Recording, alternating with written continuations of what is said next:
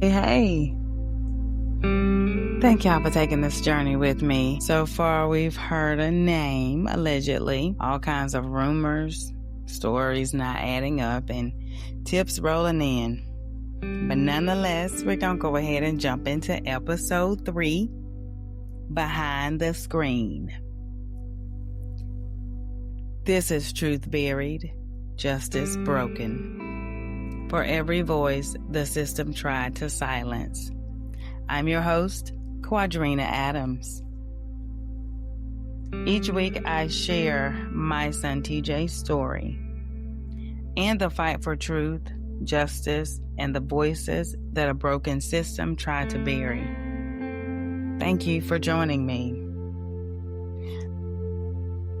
The views, opinions, and experiences shared in this podcast are those of the host and guest at the time. They are based on personal accounts, documentation, and publicly available information at that time.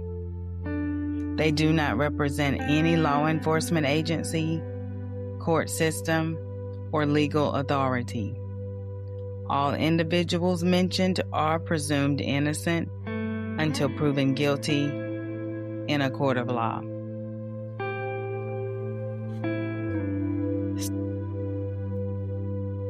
The receipts were coming in, messages, screenshots, names, each one revealing just enough to keep us searching. What was said in whispers was now showing up in writing, in DMs, in posts, in threads. Behind those screens were the same people who knew what happened to TJ, the ones who watched it unfold, talked about it, and still kept quiet.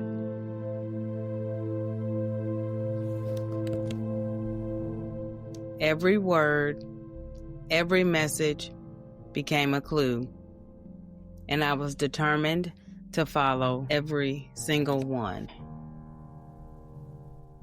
So we are rolling through June. Literally nothing still. No answers. Donut. 0. We're about week 5 and I'm doing my weekly check-in with the investigator. And during my call, I just simply asked him, were there drugs at the scene? Because at this point, we have no answers. I don't even know what to go on. You know, every tip has been a dead end. So I just simply asked. And according to investigators, I was told no. I said, well, okay, what are we looking at here? Based on the evidence collected, do we have any idea what happened? And according to investigators at that time, I was given 2 scenarios.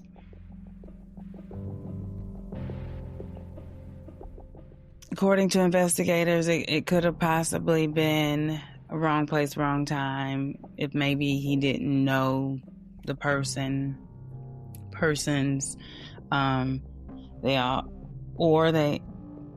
or it could have been a setup if he knew the people. You could think a setup according to investigators. And I believe by this time, I'm hearing in the street, the alleged name was cleared. Right. That name from last episode, yeah, he was cleared. That person was cleared about mid-June. Around about this time. And I heard it in the street. So I'm not sure if it was the 5th week or the 6th week, we discussed the alleged person not being able to be connected to TJ. And investigators sounded kind of disappointed in his voice. And I kind of took that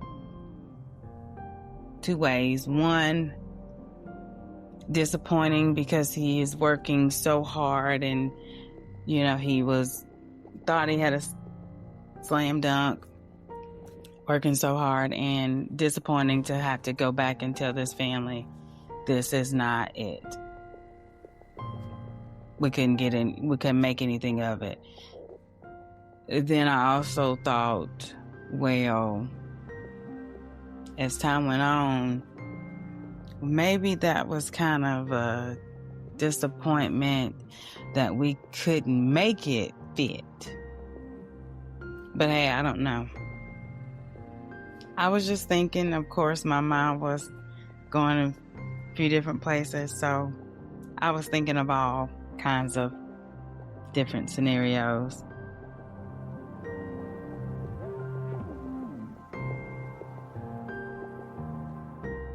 During this time, though, someone was constantly meeting with investigators, providing them information. But it was all about the alleged name that had been cleared and trying to connect all of those wrong dots. Right. So we got receipts coming in. We got messages, screenshots. We have names. Each one revealing just enough to keep us searching. And I say me, when I say me, I mean me. But when I say me, but I mean we. I don't know if that makes any sense, because I know they're searching that idea, but I also know that my family was also searching in the community. So I say me because I'm speaking, but I mean we because we were searching for answers. Everybody was searching for answers.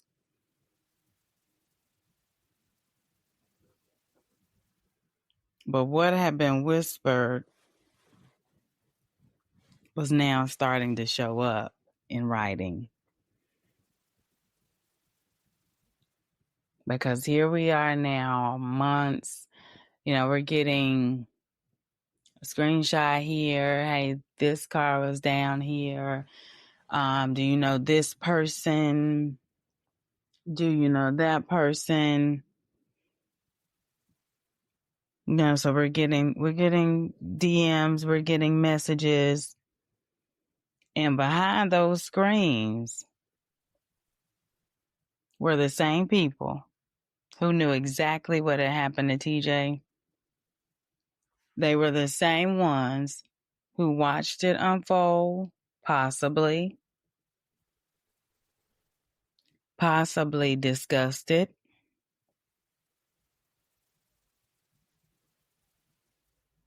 and still kept quiet, reportedly. Every word, every message became a clue. And I was determined to follow every single one.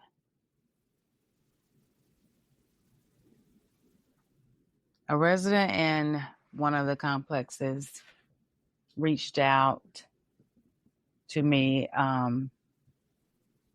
with some information, had some videos, pictures, and told me they had a visit. Some unexpected visitors. It was 50 black trucks,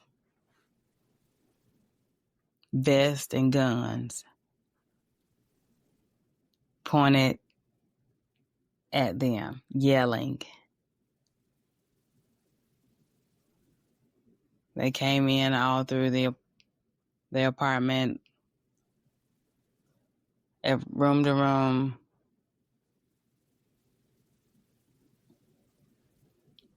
searching, yelling, asking questions. They have no idea who they're looking for. But they gave me a picture of the person they found, the name of the person they were looking for, and there was a male. So they had given me the name that they had there in a photo, and so of course, I sent it to. But I'm thinking in my head, okay, now she said law enforcement. Now I'm thinking in my head, they said law enforcement had been here already. I hadn't heard a word of this person right here being mentioned at all. Nothing. So if I hadn't heard from these people, I might not have even known anything about this, okay? Follow me. So she wants to, so they want to meet. And so I'm scared,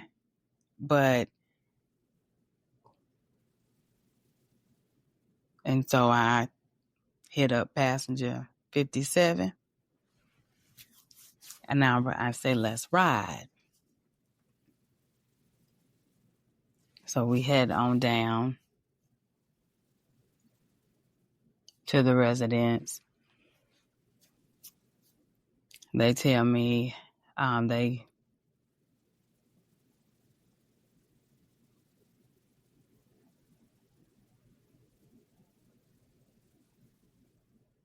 tell me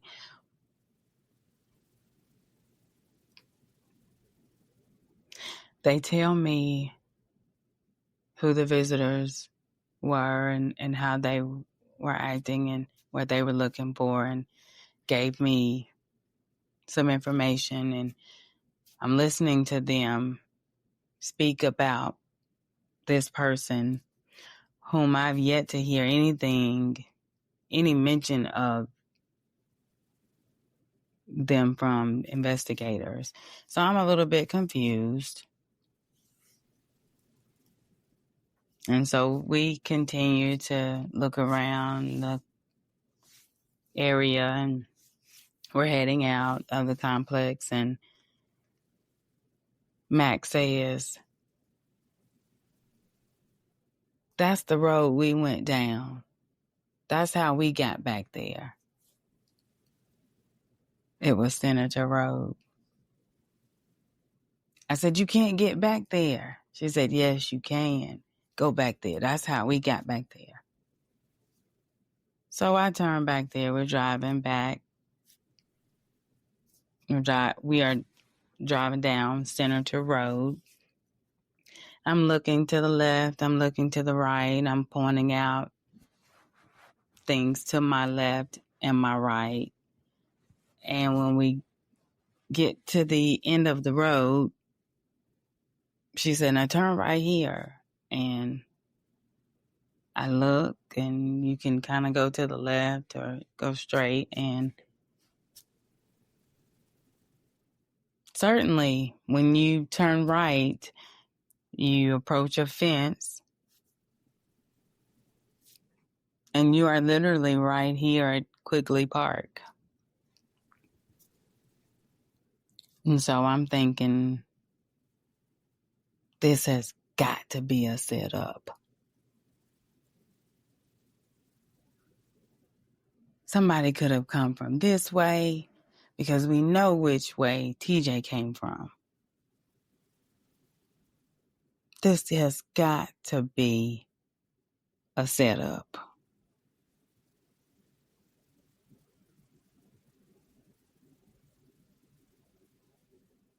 So I give this information to investigators, and I asked them about it. Of course, answers were very vague. I really don't quite remember what they were, but I'm going to safely say it was something to the effect of, yeah, we checked it out and it didn't check out. Yeah, it didn't, there wasn't anything with it. Something to that effect.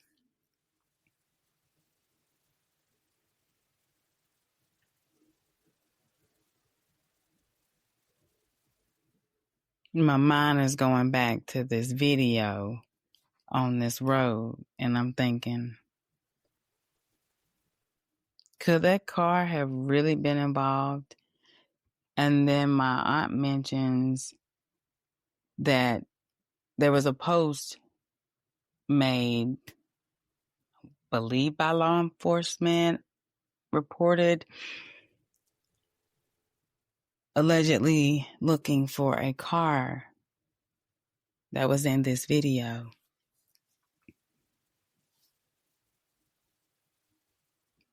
So I'll follow up again. Hey, do we have anything about this car? What do we know? Still trying to find out. Kind of hard to make out the place. I think I heard something like from investigators at that time. So I asked about footage from CVS. I'm thinking this. I can't think of the name of that road, that Hamilton's Bay and CVS right there. Then I'm thinking, well, the 7-Eleven is across the road. Maybe somebody else's doorbell camera, may have seen something. Someone has to be saying something. Any update with phone records?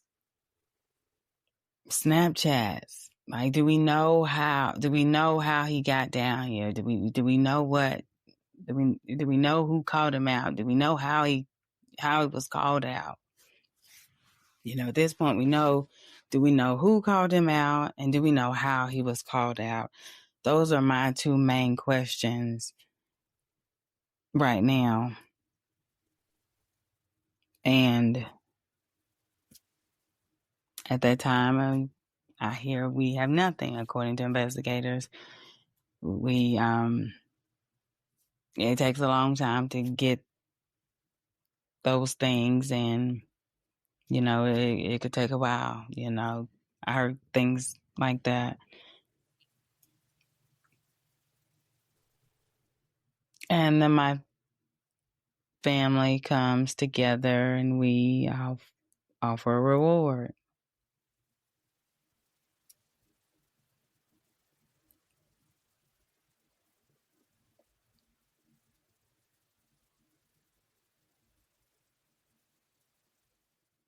A resident in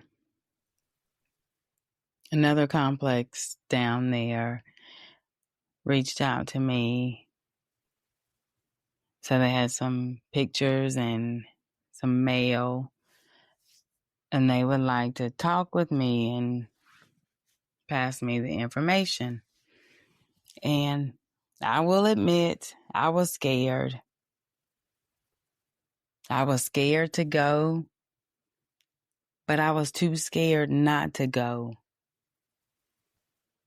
because I needed to find out any and everything I could.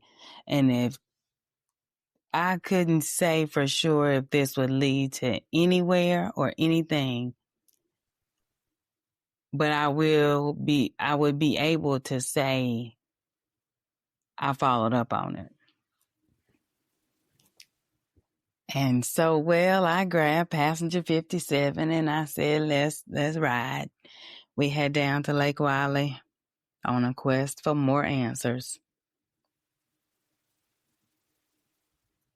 We meet with the residents and they give me the information, and they're telling me things that happened, what took place, and they're giving me the name that they were asking about, and I'm completely confused. Because everything they're talking about is the first time I'm hearing. I have no idea about. And I keep staring at these pictures at this person, and I'm like, I don't have any clue who this is.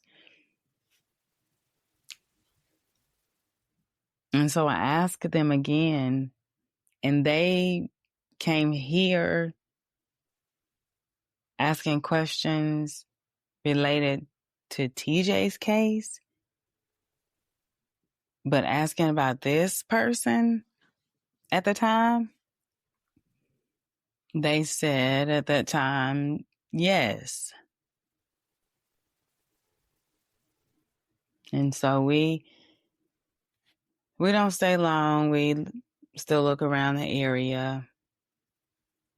And as we're heading out of the complex, Max says, that's the road we turned down. That's how we got back there where it happened. And I said, huh? I said, I came through the complex. Said, no, that's how you get down there. I said, that's Senator Road. She said, yes. So I turned down Senator Road. We're driving down Senator Road. We're looking to the left and to the right. And I'm pointing out things. And when we reach the end, you make a right turn. You kind of make not necessarily a turn, kind of turn off. And you arrive at a fence at that time. We arrived at a fence.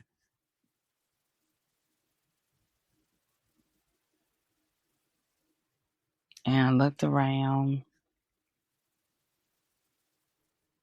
And the first thing I thought was, yep, set up.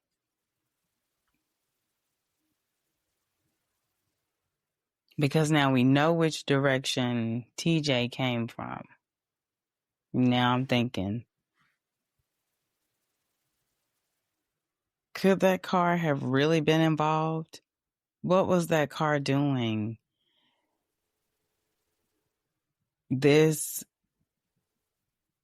coming this way around this time? I was just finding it very hard to believe that there was nothing that was coming up. Well, then my aunt had mentioned at that time there was a post made asking for information, and it had a picture of a vehicle. It was up and then it was down really fast. So I don't know. Nobody I knew was able to even get a screenshot. So lost out on that one. And so we walked down the little area there, and I mean, you are right there. And I looked to my left, which is back up towards the trail. And then I looked to my right,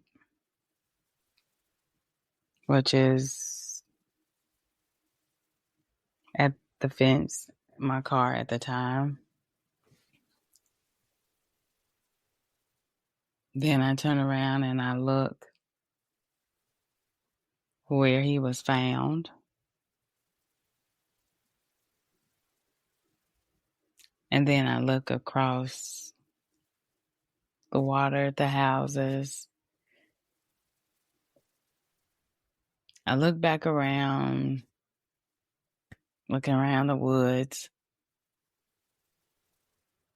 I look around on the ground.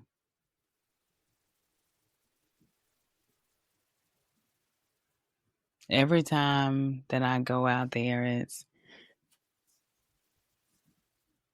a leftover party residue. I'll call it. I'll leave it at that. And so Mac is walking around. I'm walking around. We looking, praying.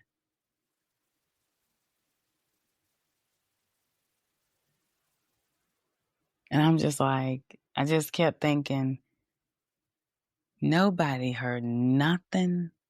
Nobody knows anything.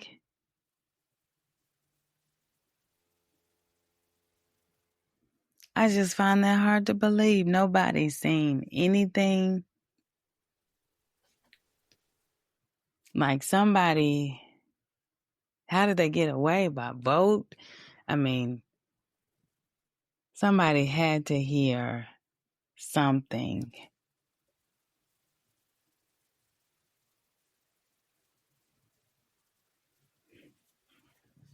And we stay out there a little bit longer, and I get back in and I tell them about our little quest, our little journey. I tell my family, I send the pictures. Well, I'll show them out the pictures, and he's like, no, that doesn't look like anybody TJ would hang with. And I said, well, I was thinking that, but I didn't want to seem biased. And so I sent it to his dad, and I was like, this is the information I received from the people we went to see. And he's analyzing the picture too.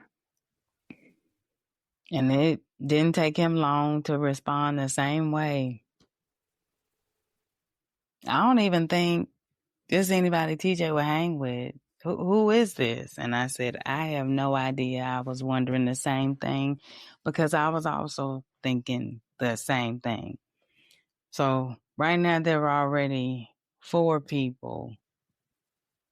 Me and Mac had already talked about this was not somebody that looked like TJ would hang out with. Then I tell 2 more people. Then when I talk about it, then when I talk about it to the rest of my family, we all come to the same conclusion. Who is this person? What does he have to do with this? What are we doing here? Do we know what we're really looking for here?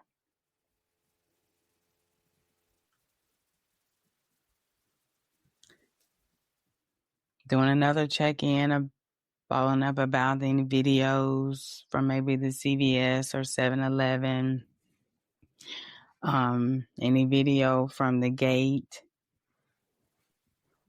Trying to figure out if he had a code or did he call somebody? Did he have a card? Still trying to figure out at this time how he got in this complex. And so I said, what video we get back, or what information did you get from the video of the car? And at that time, according to investigators, it was hard to make out the plates. It's kind of hard to see. And so I asked again about phone records, Snapchat records. And again, according to investigators, it takes it a long time to come back, and we don't know. And so as of course time is rolling, my family comes together and we offer a reward. I believe it was $10,000 at first, and nobody really moved. And when I say nobody really moved, I mean tips were coming in, but again, some of them honestly just did not even make any sense. Yes, everyone is a suspect until you're not a suspect, and every tip you follow up on. So yes, we followed up on every tip we received, but some of them didn't require a lot of following up on, if that makes any sense. So then we upped the reward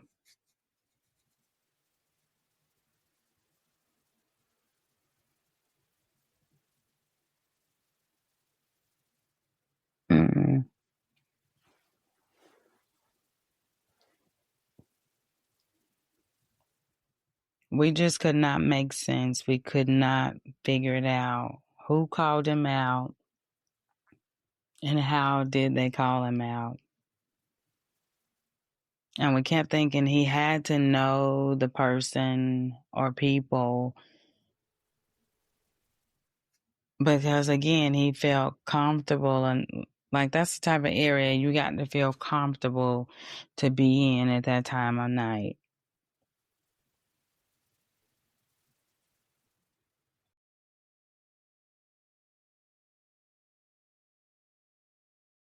No one has come forth, even after numerous pleas for answers.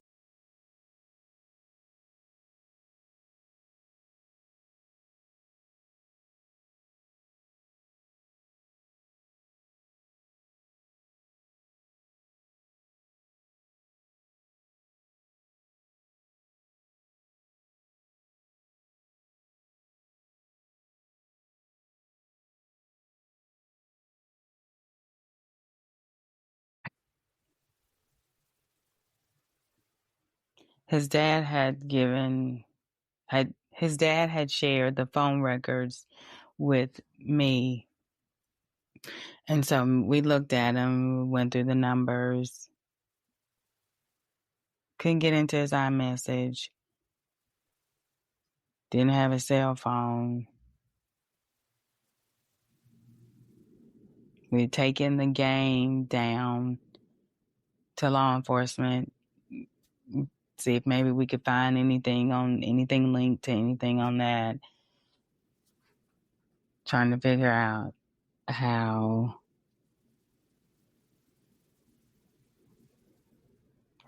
he got out of the house. How was he called out?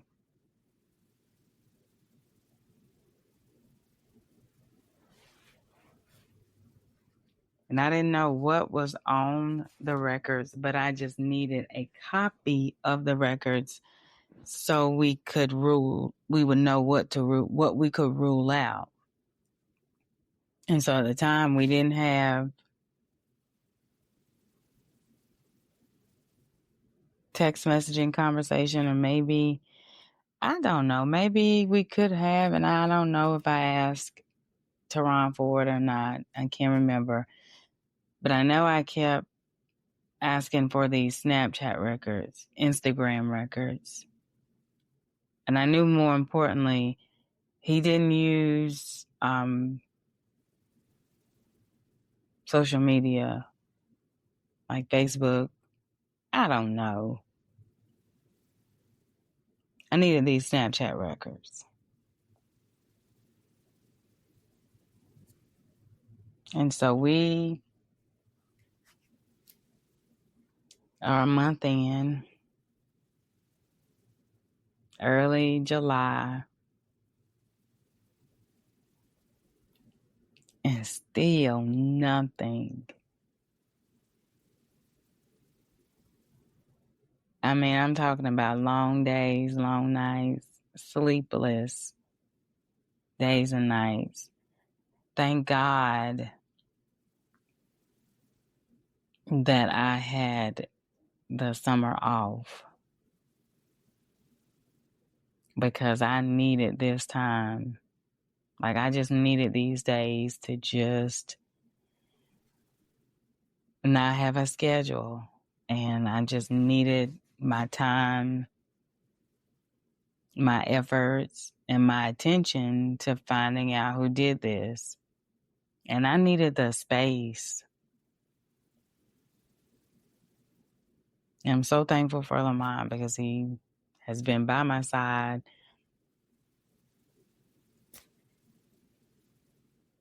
And boy, has he been by my side.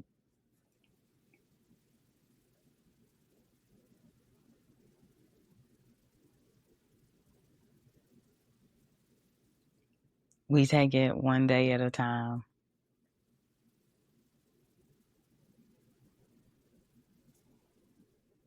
During this time, I get a text.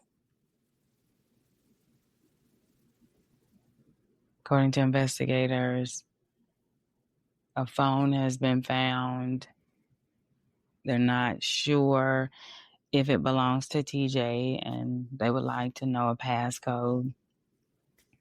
So I reach out to Teron, ask him, does he know his passcode or any idea what it could be? Gave it back to the detective. I had also discussed with the detective about this person that law enforcement had been asking questions about and what relation this had to do with TJ's case. And some of the answers I received were something to the effect of they didn't really have anything to do with it. We couldn't connect anything, no real answer at that time that I could remember.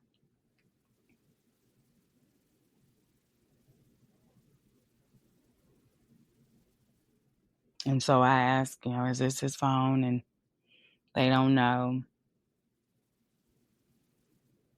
And so I share the passcodes. And I think maybe a day or so went by. Like I said, I'm not pushy. So he reached out to me, asked me a question. I responded back with an answer. I allowed enough time, and I'm not even sure how much time needed to be allotted, but I allowed time to work and to respond back to me with, is this TJ's phone? Well, I never received anything, so I had to send a follow-up text, I think maybe a day or so afterwards. Hey, so was that TJ's phone? And I was told at that time,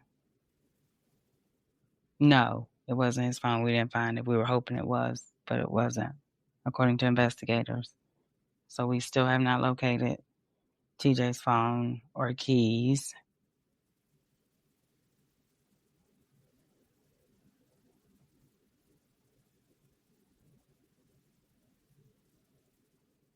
And so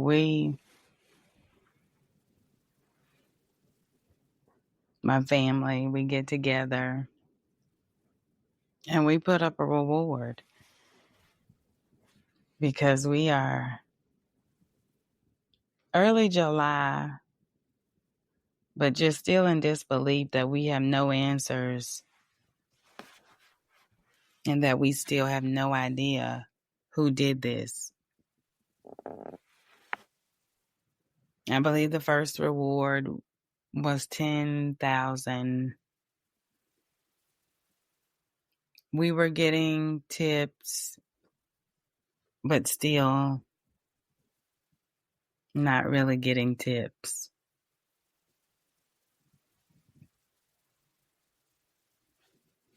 Well, we raised the reward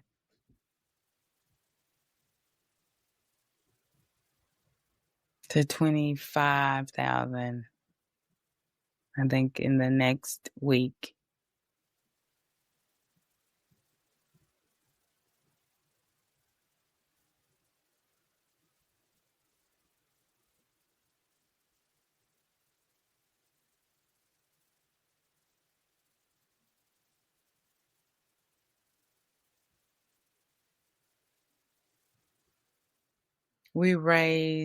We put out, my family, we get together and we offer a $10,000 reward.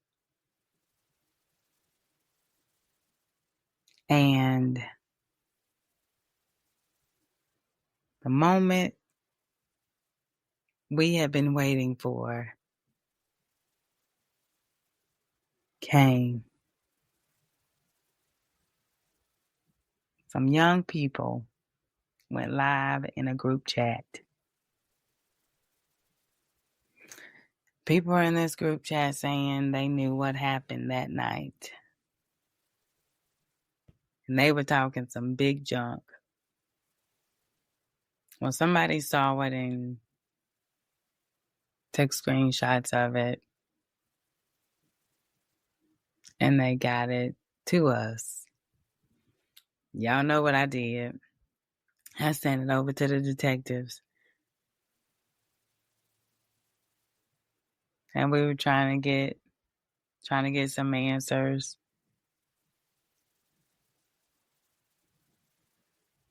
And we're just, we all in this group chat.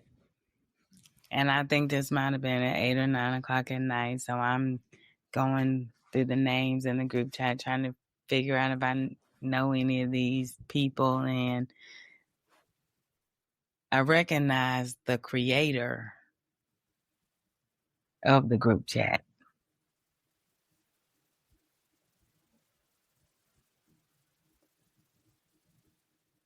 And so I shared that information with investigators.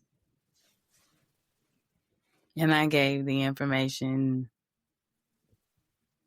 and I gave any other information that I could find out to the investigators regarding this group chat. Because in this day, in this era, the young people make a group chat for whatever is going on.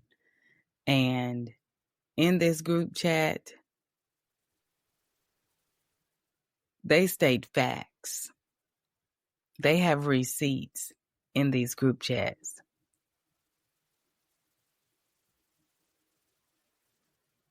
So when I would tell these investigators, this group chat is for real, we might want to do a little digging. Because this is the kind of stuff they like to do. This is how they communicate. We might want to do some digging.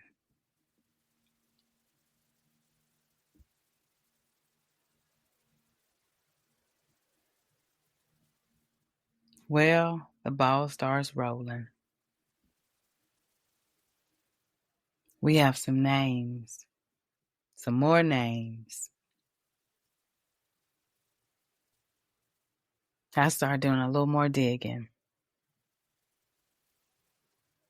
trying to find out who are these people in this group chat, and now what they are saying sounds like the truth, and sounds more like the truth, and sounds more like what could have taken place that night. But I needed to know if it was true and where they got it from.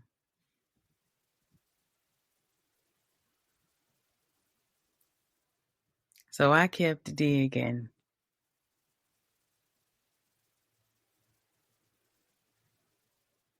Well, a week or so went by.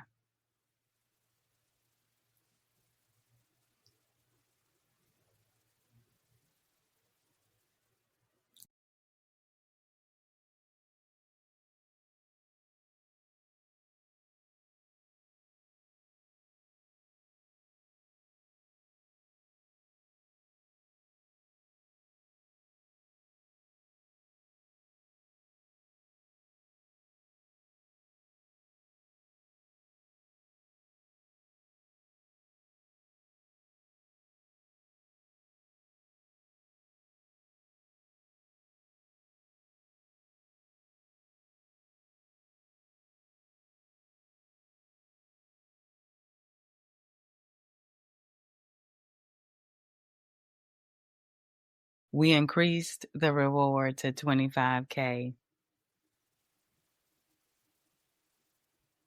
And that's when the receipts started to come in.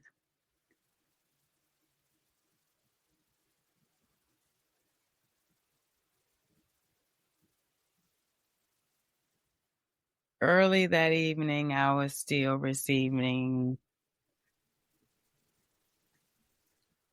somewhat off the wall, not hard to believe, not surprising.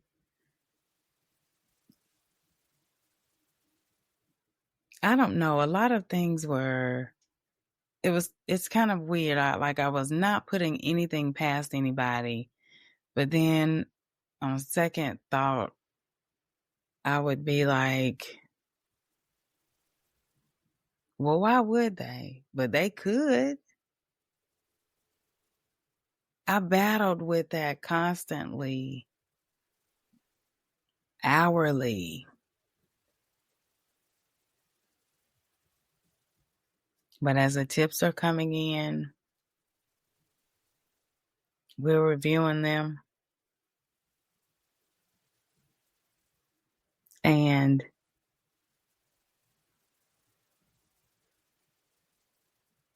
I'm screenshotting. This was us the night we increased it to 25K. Me and Lamont looking at the tips coming in.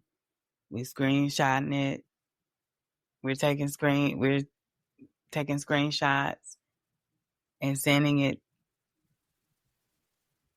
to the family chat, sending it to his dad.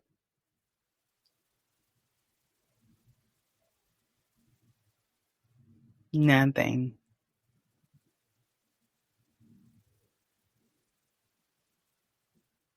That was us all evening.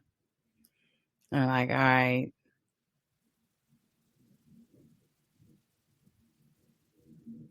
I would send it to this was our routine that night. We increased the reward to 25K. Me and Lamont were reviewing the tips. We taking screenshots,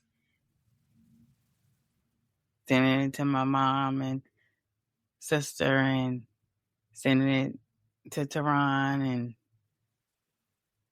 everybody's heads are trying to figure this thing out, of course.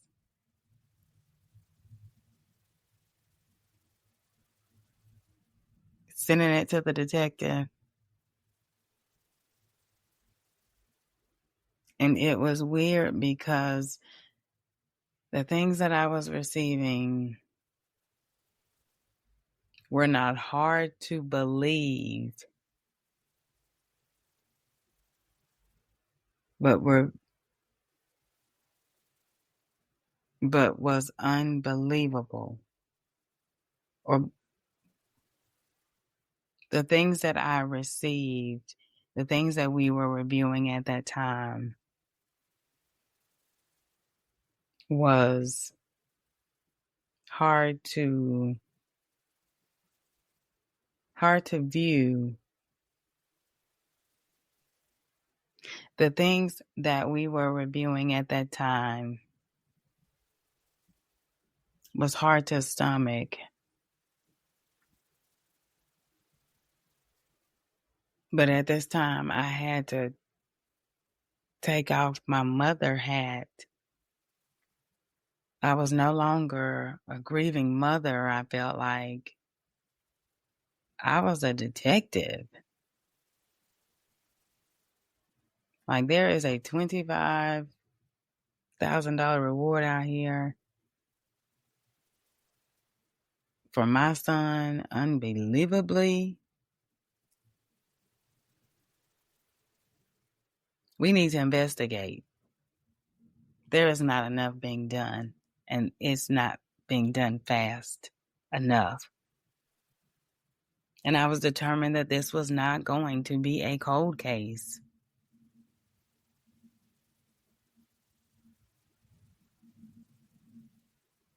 It's about 9, 10, 11 that evening. I've shared all that I'm going to share, or I've received all that I'm going to receive for the evening. And we prepare to lay down.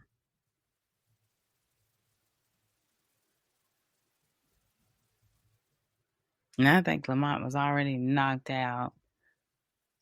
And I'm just doing one last social media search. One last comment search. See if any new comments.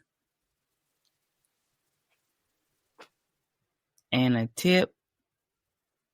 text comes in on the tip line asking, is this the number about TJ? And at that time I respond, yes, this is the number. What information do you have?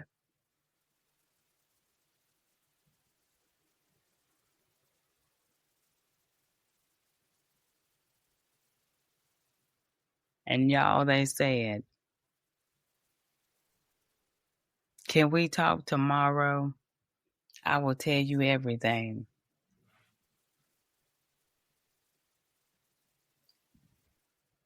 And the response back was,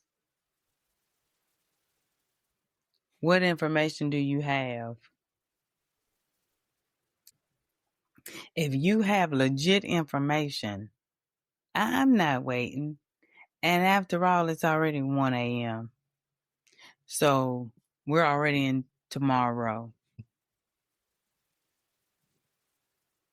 I am in straight detective mode.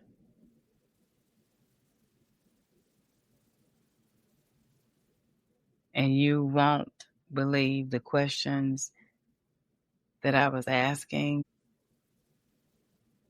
as a grieving mother.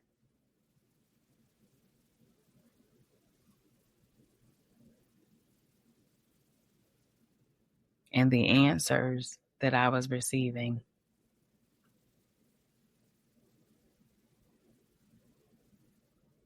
In this process was that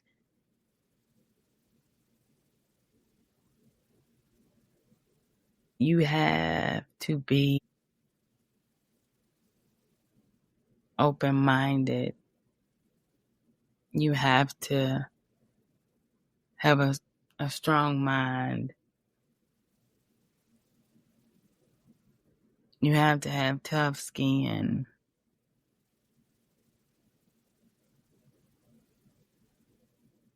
Because in situations like this, you have to ask some hard questions.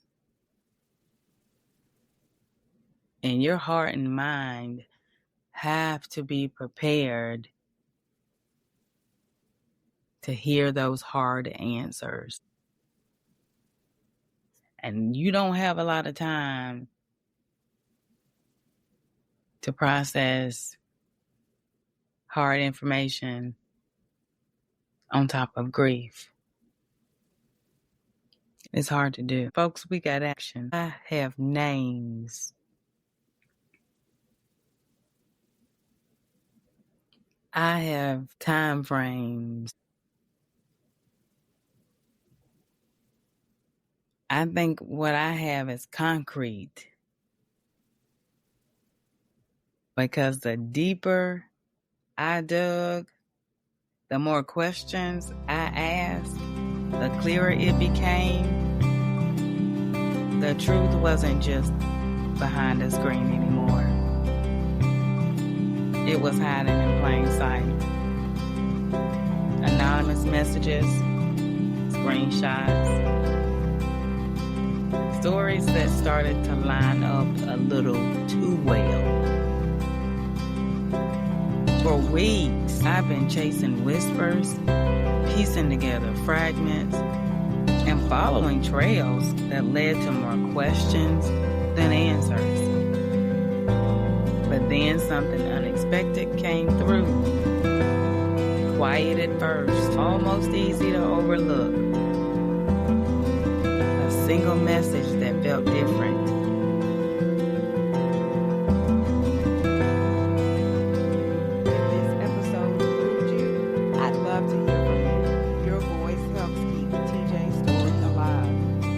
On Apple Podcasts, open the show, scroll to ratings and reviews, write a review, and share a few words with me. If you're on Spotify, tap the episode's Q&A and leave a respectful comment. On YouTube, you can leave a comment under the episode, but please no names of private individuals and no unverified accusations, please. You can also share a memory of TJ or a note for our family, but please keep it kind and genuine. Thank you for standing with us. Every message matters. This is Truth Buried, Justice Broken. For every voice the system tried to silence. I'm your host, Quadrena Adams. Join me next episode where we find out just what was in those messages.